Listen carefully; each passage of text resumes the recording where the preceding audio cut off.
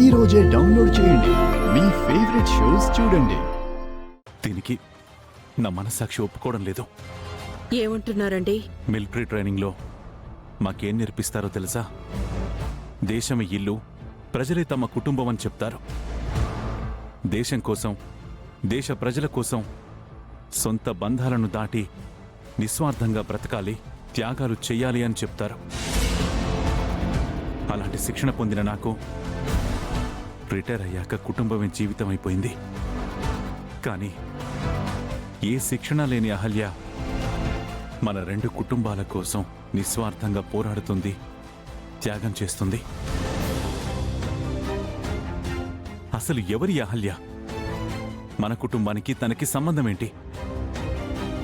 ఎక్కడి నుంచో వచ్చిన ఒక అనాథ పిల్ల మన కోసం ఆలోచించడం ఏంటి? మన ఇంట్లో తనకి ఎన్ని అవమానాలు జరిగినా, ఆఖరికి ఇంటి నుంచి గెంటేసినా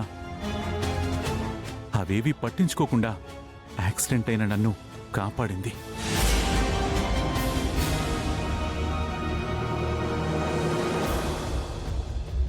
నా మీద పడ్డ నింద తన మీద వేసుకొని జైలుకు వెళ్ళడానికి సిద్ధపడింది.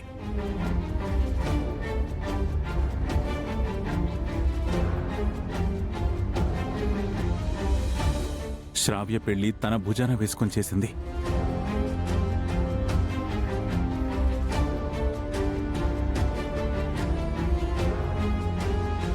ఆఖరికి శ్రావ్య కాపురం కోసం తన కాపురాన్ని కూడా వదులుకోవడానికి సిద్ధపడి విడాకుల పత్రాలపై సంతకాలు చేసింది.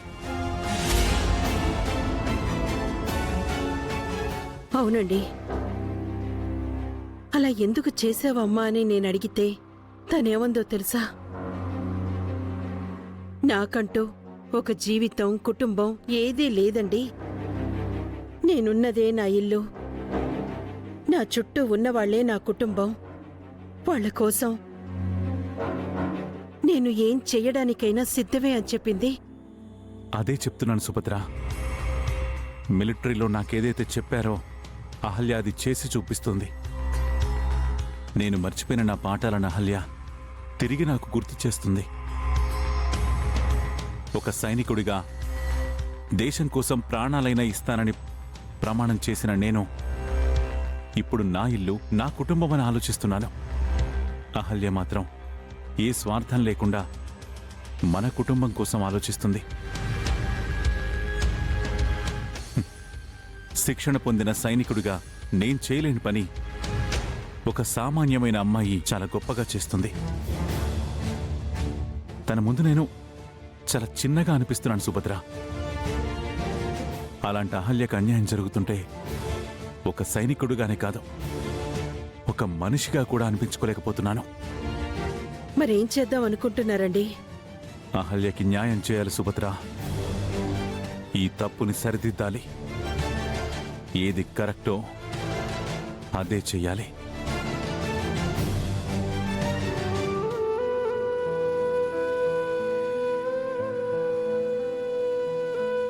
నేను నా భర్త గౌతమ్ గారితో విడిపోదామనుకుంటున్నాను.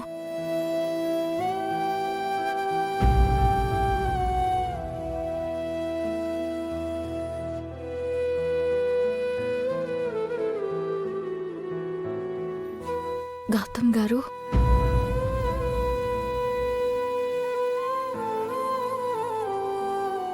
కోర్టులో మీ గురించి అలా చెప్పినందుకు నన్ను క్షమించండి. మీరు అలా ఎందుకు చెప్పారో నేను అర్థం చేసుకోగలనండి. శ్రావ్య కాపురాన్ని, అదితి జీవితాన్ని మీరు మీ బాధ్యతగా తీసుకున్నారు. వాళ్ళ గురించి ఆలోచించి మీరు అలా మాట్లాడారని నాకు అర్థమైంది.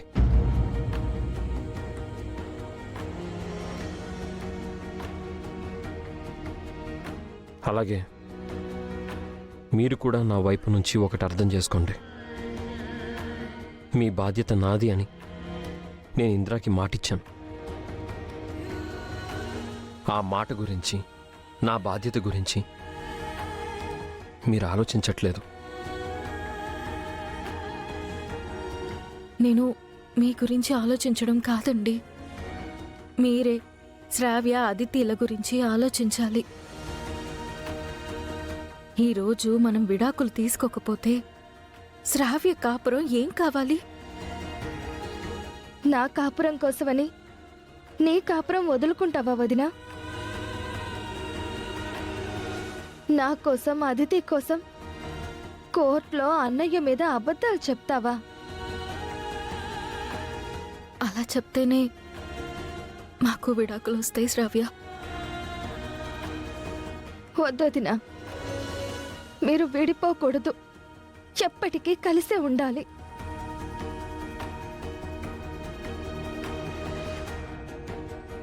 కానీ వదిన అన్ని అబద్ధాలు చెప్తూ ఉంటే కోర్టులో నువ్వేం మాట్లాడవేంటన్నయ్యా? అవన్నీ నిజాలు కావు, అబద్ధాలు అని చెప్పాలి కదా. నా కోసం మౌనంగా ఉన్నావా? వద్దన్నయ్యా, నా కోసం ఇప్పటికే మీరెంతో చేశారు. నాకు అమ్మా నాన్న ఎంతో, నువ్వు వదినా అంతే. అమ్మా నాన్న విడిపోవాలని ఎవరూ కోరుకోరు కదా. అలాగే మీరు కలిసి ఉండాలి. మీకు నా సంతోషం ఎంత ముఖ్యమో నాకు కూడా మీ సంతోషం అంతే ముఖ్యం.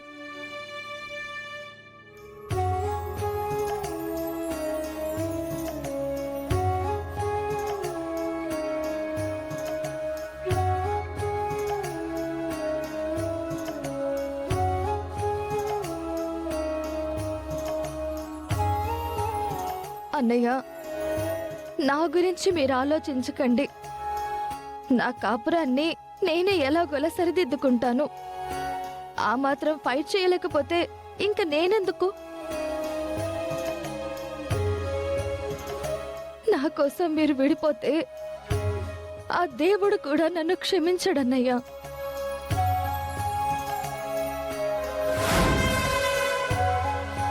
ప్లీజ్ అన్నయ్య, మీరు మళ్ళీ కోర్టు మొదలవ్వగానే ఇందాక వదిన చెప్పినవన్నీ అబద్ధాలని చెప్పు.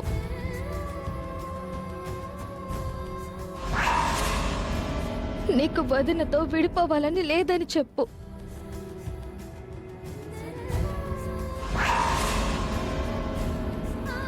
మీ ఇద్దరూ కలిసి ఉండాలి.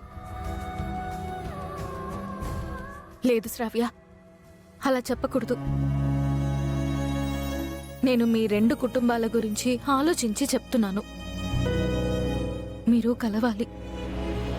మీరు కలవాలంటే మేము విడిపోవాలి. నువ్వు అదితి సంతోషంగా ఉండాలి. అన్నయ్య, నువ్వు వదిన మాటలు పట్టించుకోవద్దు. తనకు అన్యాయం జరిగితే నేను ఒప్పుకోను.